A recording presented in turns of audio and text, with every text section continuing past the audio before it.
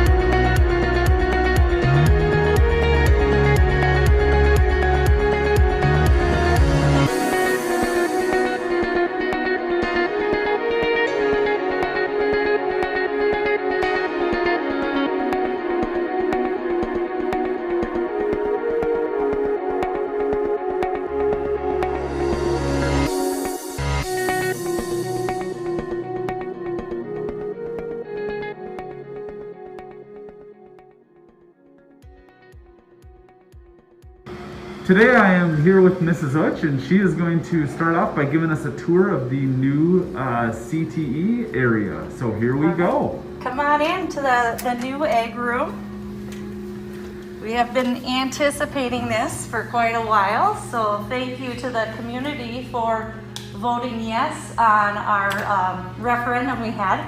So this is our new egg space. A lot of the students are absolutely loving it, and a couple of people came in for conferences as adults, and they said, this looks a lot like a tech school in here. Kind of has that feel. So we got able to get new tables. They have magnets on the sides of them, so you can put them together in the collaboration tables. And they are mobile with the wheels on the bottom, so you can move them around and adjust your room how you need, and always kind of have that collaboration to work together. The hanging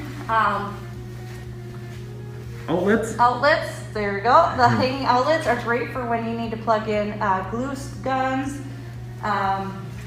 We have microscopes here. So we got some microscopes from a Compeer grant, so that was kind of nice that it allowed the students to be able to stand here. The old way is we had 3 outlets around the room, and they had to move the microscopes over to the wall and have one little table to look at. So this gives them a lot more versatility to be able to. 3 different rooms here. So we're going to take a peek into each one and see what they have to offer. So we'll start in 242A. So this is our animal room. So we got this vet exam table that the students are able to work with when they have animals in their classroom, as well as the wonderful window in the front of the room. So students walking by in the hallways can see what's going on. That's been a big draw whenever we have the animals in. We just finished up with vet science. So this was perfect kind of advertisement for the class, as well as them people in the hallways to see what was going on. And obviously plenty of storage. When you have a lot of hands-on labs, you have a lot of materials that you have to use on a daily basis. And we've got a lot more different classes like floral design, landscaping. We got the vet science, different things that you need a lot more materials for. And now we're going to go into the next room, 242B, and this looks like it has some more plants in it, I would say. Yes, this is going to be our growing and our plant room. So we have our 2 tower gardens we received last year from a national FFA grant, and then we also used some additional grant money to help purchase a second one. So the one is getting filled today. This one will also get filled tomorrow, and we'll have students being in charge of those. And we're going to be growing, I think, beans and lettuce and kale and some different things in there. And then we also have to start them in the tower, and that was also part of the Compeer grant, is that the growing part. Before I had just this shelf that we had growing lights on and tried to makeshift it, but now we can better adjust it and give the plants the space that they need, whereas that one you were kind of fixed as to the light being closer to the plants. And then also with the landscaping, we have the materials that we can be putting in here with extra storage. Awesome. And the next one is 242C. So this one looks cozy. So I like to call this one the owl's nest in FFA. The owl is the advisor, which is, we know that an owl means knowledge and wisdom. And so in here we have a lot of the team binders for the FFA teams. And so their supplies are in here. We have the textbooks in here, which is great too. Before they were just on a shelf collecting dirt, so now we can minimize some of the dirt and dirtiness in there. And then also just kind of a hangout room. We did ATV and snowmobile safety, so it was nice one kid could come in here and just kind of relax and work on his snowmobile safety in the quietness instead of what was going on in the other room.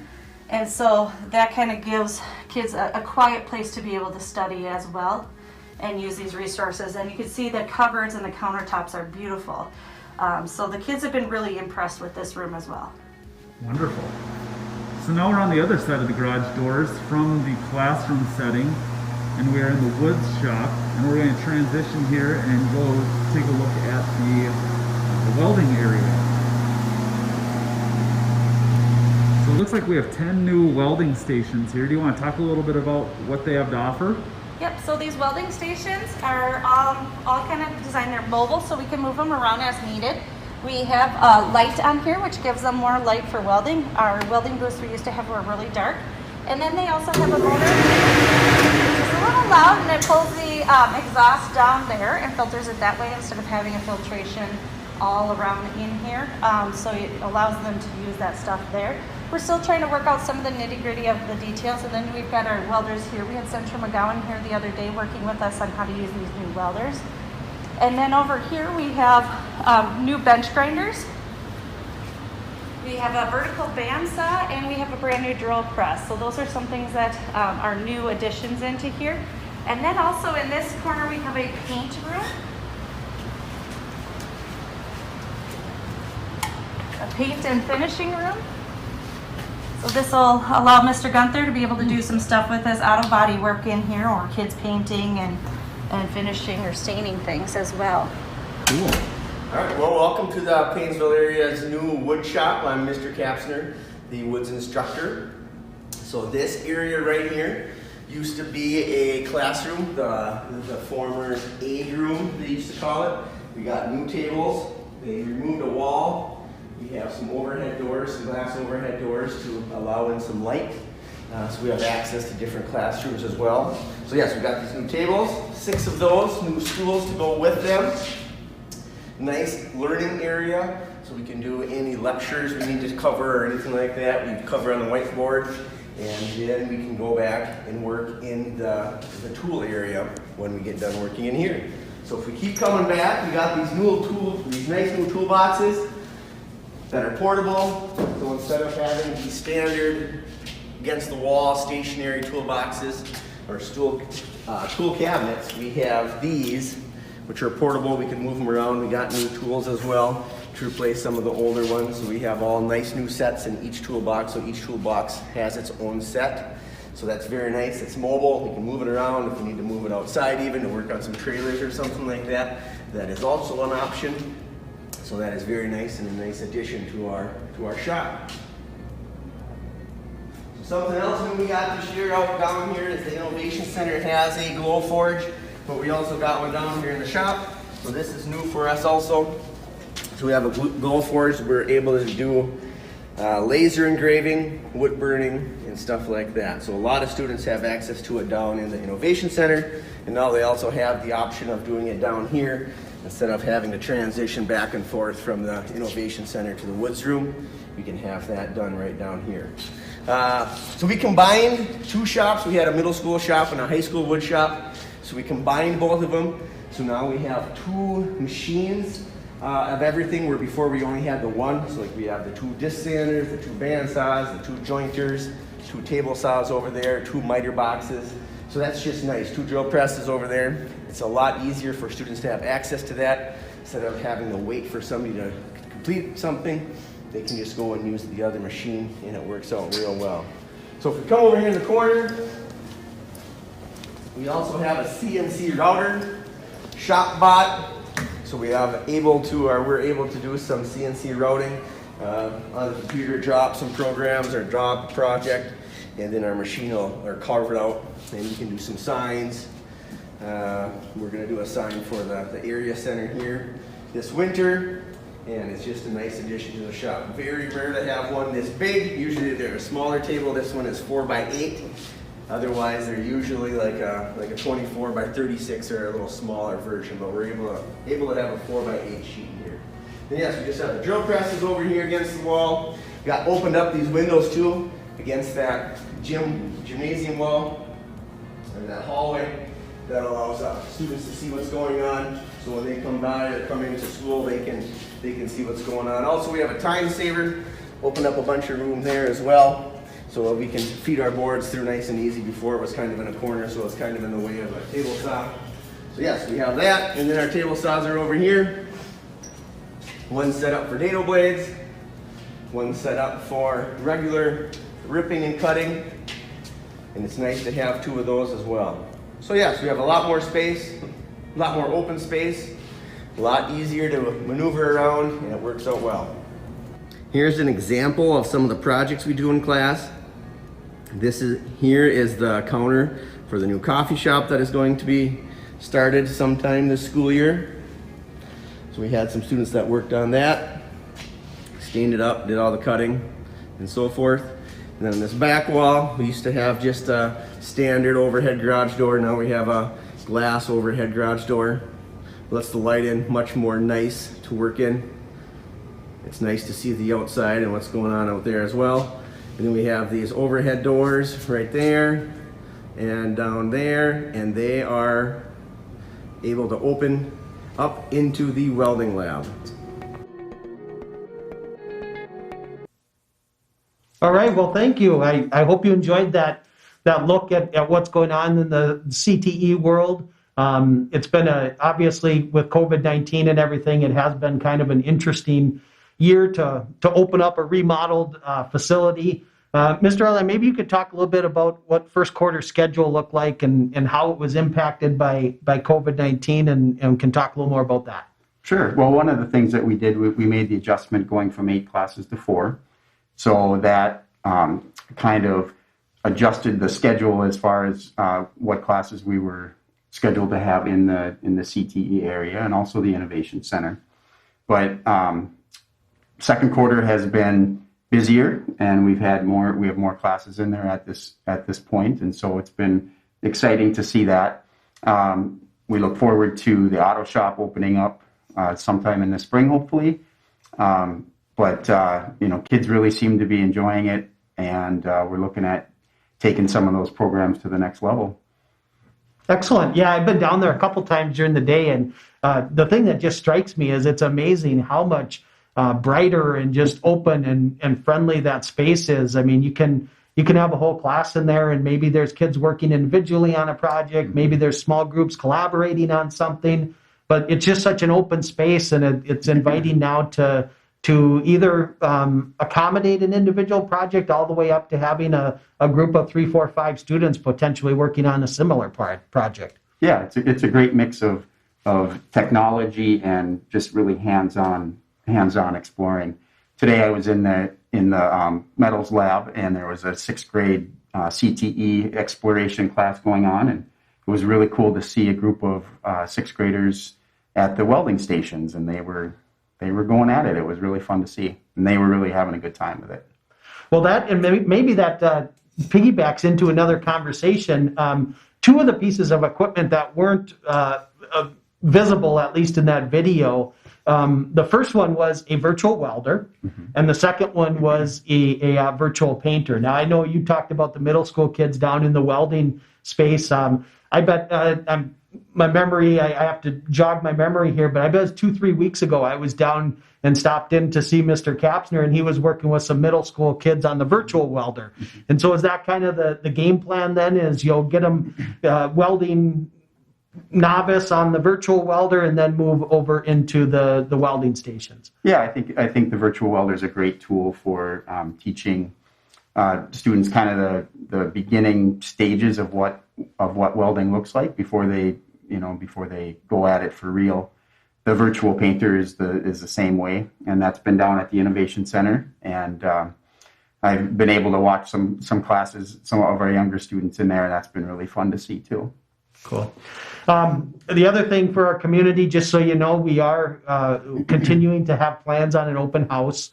Obviously, right now with restrictions as far as COVID-19 is concerned, we are trying to game plan how we're going to be able to welcome our community back in to see the CTE space, and obviously the other addition once it's finished too. So just know that that's an ongoing conversation. Right now, we are not structured in such a way that we would be able to accommodate an event like that, but know that is a front burner issue at Paynesville area schools, and we are working on how we can accommodate that. Let's maybe segue into something that's related, but there's some other interesting programs, projects that the secondary school has really been working on, some partnerships. Maybe, Mr. Oehrlein, you want to talk a little bit about those? I think they're maybe connected to CTE and maybe kind of an offshoot of. Sure. I think, Paynesville Schools is no different than other schools in our area, and with our size, sometimes it's difficult to offer all of the courses and experiences for our students. So we have really created some good partnerships with local businesses and local school districts. The first one I want to talk about is a Discovery Academy, and that is a partnership with St. Cloud Community and Technical College.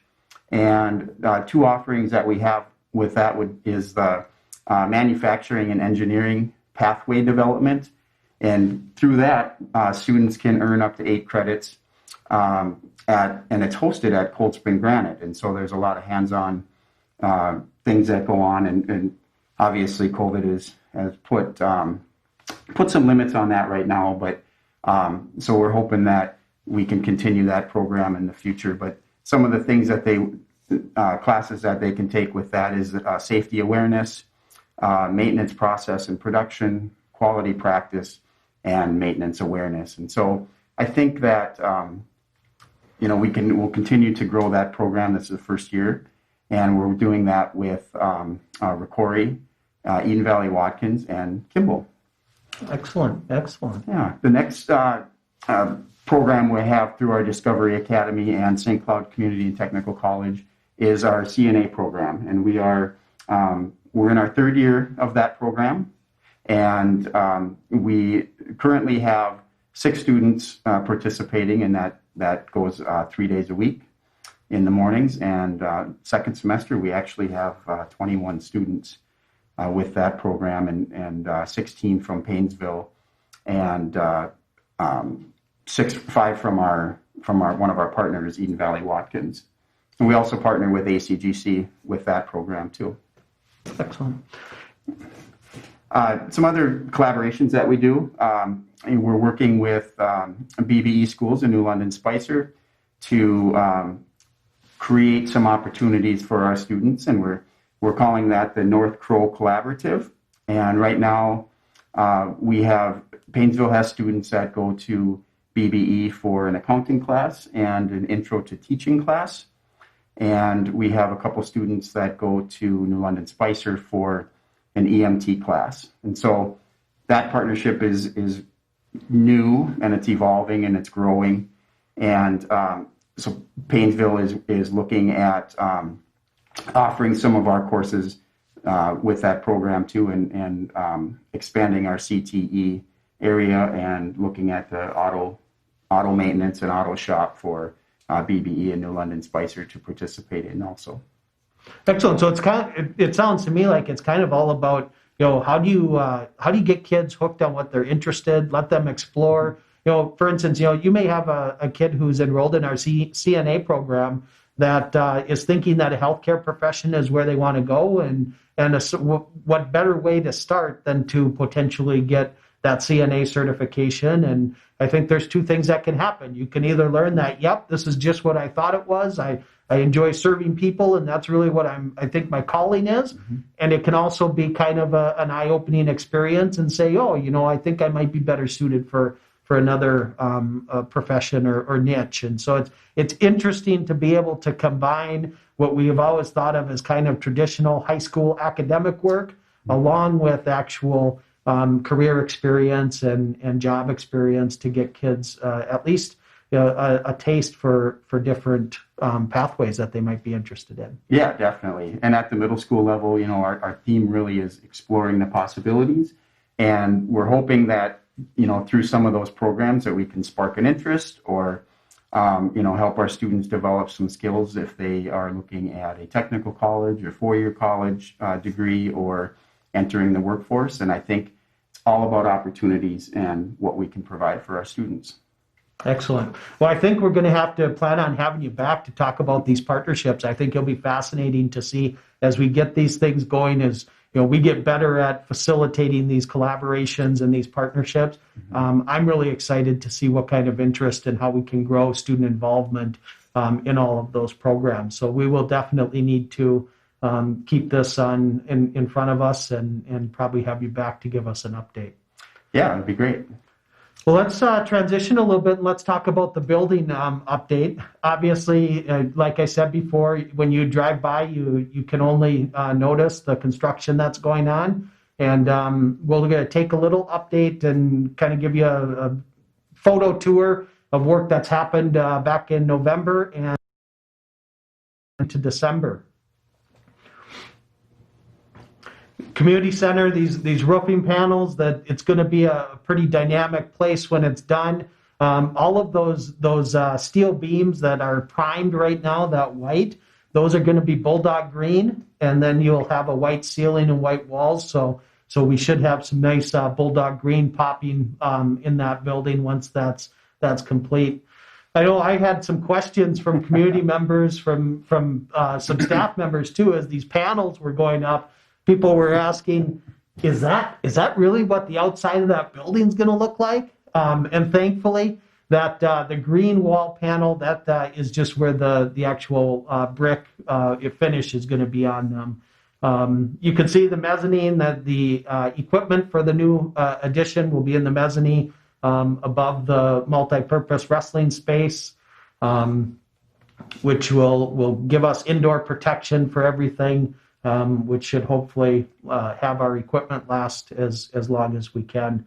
A lot of the masonry work is being done. The waterproofing is being added, has been added, and is now complete as well.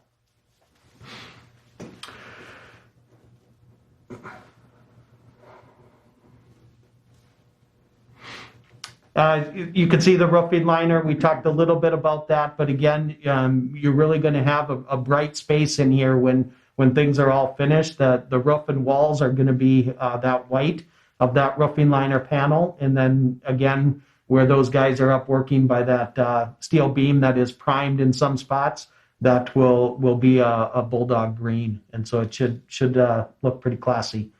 Exterior wall panels started going up several weeks ago. I believe almost all of them are now complete, but that actual that tan color is the color of that exterior wall panel. It's a kind of a stucco type panel that makes up the majority of those exterior wall panels. This is work that they did in the mezzanine prior to craning in the HVAC equipment. They had poured their cement pads for all the equipment to be sitting on. And like I said, it'll be nice to have all of the air handling equipment and all of that will be stored inside, and hopefully we'll be able to maximize the life of those. Automotive shop, to me, this is one of the more exciting pieces. It's really moving along. They actually have the finished paint on the interior. Now, remember, when you're looking at that CTE space, the metal shop is actually going to be connected to the automotive shop when this project is done. So it'll be a pretty dynamic space that you'll be able to take one of those new welders and potentially use it in the auto shop as well. Obviously, the roofing at the connection point is ongoing. I believe that actually is complete as of now as well. There again, you can see that would be from the west vantage point of the community center. That green paneling, that is going to be the future home of our logo and branding of this facility. And so we are in the process right now of finalizing plans as far as what's going to be on that logo. There you get a glimpse, a little bit of those interior wall panels. Again, as mentioned, they will be white. The nice thing about that north wall is you can see all those openings for windows, large windows. I believe they're 6x9 is what they are. There's 7 or 8 of them, so we should be able to get a lot of natural light coming in off the north side as well. Here's that west wall again as they get closer to finishing up that wall panel. They're just the scaffolding there, I believe, is the crew that was putting on the mesa, the brick finish on that west wall. That's what the scaffolding is there for. And now you can see they actually craned in the air handling units, the HVAC equipment that is now sitting on the pads that were done several weeks earlier. Automotive shop, they have taken care of the concrete apron. What will be connected to that will be an asphalt grade. Will connect to that concrete apron. And again, there you can see that north wall where all those window openings are. That should provide us a lot of natural light in that community center space. It's interesting, when we were in the process of doing this, you could see the equipment on the slab that's in the community center, and that was one of my big questions. We still have a sports floor that has to go down on this, and so I was concerned, are we going to be able to put these heavier pieces of equipment and lifts and stuff on this slab before that sports floor goes down? And Thankfully, the vendor that's putting in that sports floor said, yes, absolutely. You can put those lifts on that concrete slab prior to us putting that final floor in. So here's kind of the west view of what's going to be what would probably be the main entrance to this new community center. This is the side that faces west. The upper level of that, in between those two steel beams, that will be a glass fixture that'll be on all four sides, again, to be able to allow a lot of natural light into that atrium space. Here you can see the overhead doors are installed now on the auto shop, and it's going to look pretty classy. Again, they are glass doors, so again, not only will it be bright in there, but it'll be a combination of the lighting along with updated paint, but also the fresh outdoor light as well. And there you can see the contractors finished up the stonework on the exterior of the community center. That square that is on that west side, that'll be where the logo work will go to get that big bulldog on that building. I just want to remind people, as we appreciate your willingness to take a little bit of time out of your evening to join us with some things that are new up at Paynesville area schools. But if you could mark your calendar, spread the word, talk to your neighbor, talk to whoever. But I want to remind people, January 25th, 2021, excuse me, I may err on the date. January 25th, 2021, mark your calendar, 6 p.m. We will be doing a video tour of all of the new construction at the secondary school. We did one of these back, I want to say, September-ish. Maybe it was late August before school started, but we're going to do another one. The addition will be all weather tight and closed in at that point. And so we'll have another one of those ready to go on January 25th. So please mark your calendar. That should be some interesting video and a tour of that facility. It'll be a firsthand look for any community member that wants to see it. That'll happen on January 25th, 6 o'clock p.m. That'll be the January District Town Hall. I don't see any questions coming in at this point. Again, I want to thank you for taking some time out of your evening and joining us. Mr. Oehrlein, thank you for spending your evening or half hour of your evening up here. I appreciate it. My pleasure. And we will see you back here on January 25th. Take care, Paynesville, and stay well.